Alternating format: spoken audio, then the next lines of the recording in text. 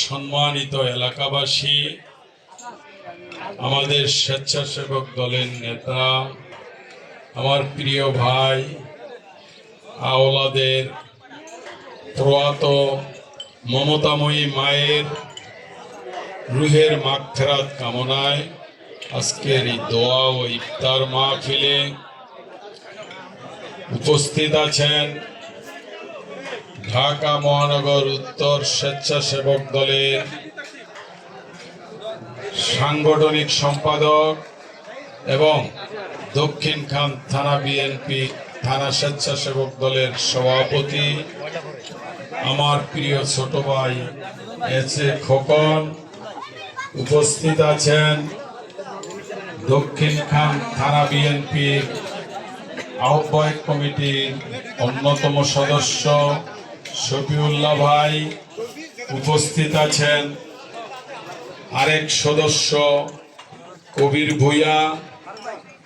এবং এখানে আজকে আমরা এই প্রোগ্রাম করতেছি সেই ৪৭ নং ওয়ার্ডের নির্বাচিত সভাপতি, আমার স্নেহের ছোট ভাই আলামিন সরকার এবং সাধারণ সম্পাদক সাইদুর রহমান হেলাল সহ স্বেচ্ছাসেবক দল, যুব দল, ছাত্র দল, বিএনপির বিভিন্ন পর্যায়ের নেতৃবৃন্দ এবং অত্র এলাকার আমার মুরব্বিয়ান এবং আমার সহযোদ্ধা ভাইয়েরা, সকলকে দক্ষিণখান থানা বিএনপির পক্ষ থেকে জানাই সালাম, আসসালামু আলাইকুম।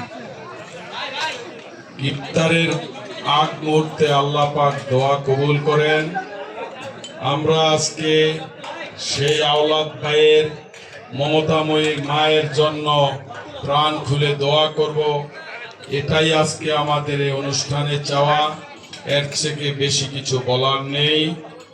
তারপরেও আমরা যখন রাজনীতি করি দু একটি কথা না বললেই নয়। আমাদের প্রয়াত প্রধানমন্ত্রী, তিনবারের সাবেক সফল প্রধানমন্ত্রী, আপসীর নেত্রী বেগম খালেদা জিয়ার জন্য সকলে দোয়া করবেন। শহীদ রাষ্ট্রপতি জিয়াউর রহমানের জন্য দোয়া করবেন এবং আজকের আমাদের মাননীয় প্রধানমন্ত্রী, আমাদের ২০ কোটি মানুষের আস্থার প্রতীক জনাব তারেক রহমান, যাতে আমাদের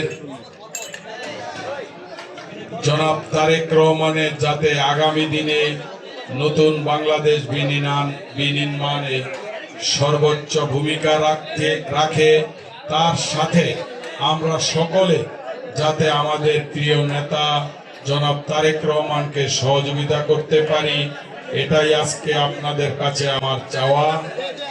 আপনারা ১২ তারিখ ভোটের মাধ্যমে 18 আসনে যে অভিভাবক নির্বাচিত করেছেন, আমাদের প্রিয় নেতা এস.এম. জাহাঙ্গীর সাহেবের পক্ষ থেকে আপনাদেরকে আমি ধন্যবাদ এবং অভিনন্দন জানাচ্ছি। পরিশেষে আমি বলবো, আমাদের ঈদের পরে হয়তো সিটি কর্পোরেশন নির্বাচন, আমি নির্বাচনে ৪৭ নং ওয়ার্ডে একজন কাউন্সিলর পদপ্রার্থী, বিগত দুর্দিনে নির্বাচন করেছিলাম। সেইখানে তো ভোটের কোনো বালাই নেই, যারা নির্বাচিত হবে তারা তাদের সিলেক্টেড লোক ছিল। এখন যেভাবে ১২ তারিখে আপনারা ভোট দিয়ে আপনাদের মনোনীত প্রার্থী নির্বাচিত করতে পেরেছেন, আগামী দিনেও আমার বিশ্বাস ইনশাআল্লাহ সিটি কর্পোরেশনও আপনারা সেইভাবে নির্বাচিত করতে পারবেন।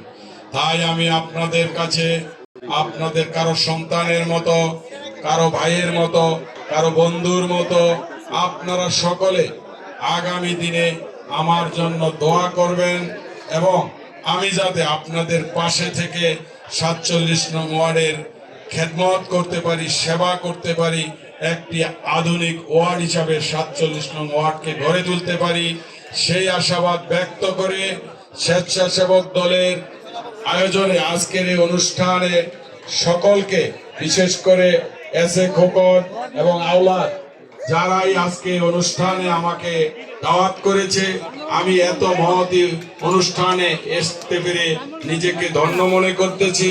আপনাদের সাথে দুটি কথা বলার সুযোগ করে দেওয়ার জন্য সকলকে আবারও ধন্যবাদ জানিয়ে আমি আমার সংক্ষিপ্ত কথা শেষ করলাম।